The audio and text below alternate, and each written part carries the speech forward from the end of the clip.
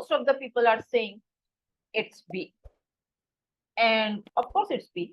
It's very obvious that it's B. So who would want to tell me why it's B?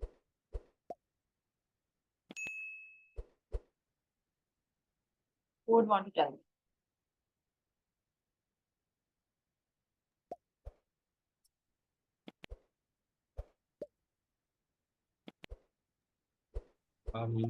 I can give it a go. Yes, Mubashir. Yeah. So it's pretty clear from the question that they are taking 100 products at random from a group of 1,000 products.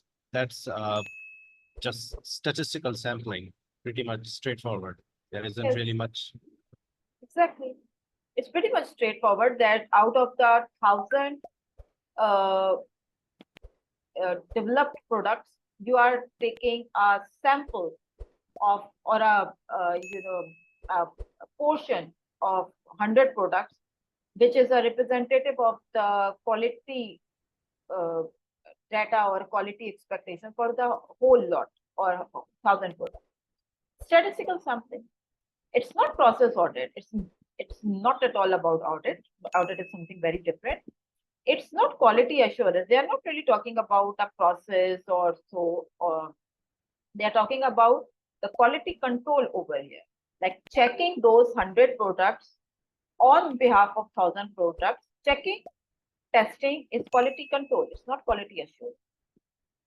So we have discussed all these data gathering, data analysis, and data representation techniques on the behalf of quality control. Some of them can be applied in quality assurance. I totally understand. However, even if it is quality assurance, talking in general about quality assurance and a specific technique for quality assurance, in that case, you are going to go with a more specific answer and not a more generalized answer. Although it's not about quality assurance, but in case, for instance, histogram can be applied to both quality assurance and quality control. Root cause analysis can be applied to both quality assurance and quality control. There are multiple other techniques as well. For instance, flowchart, it can be applied to both quality assurance, quality control. So even if a technique can be used in both quality assurance, quality control, it doesn't. And if they are talking about a particular technique, then they are expecting you to answer the name of that technique, a more specific answer than a more general answer. And that's a standard rule in PMP exam. If you are seeing a more generalized answer and a more specific answer, go with a more specific answer. And it's not definitely about control procurement. It's not at all about procurement.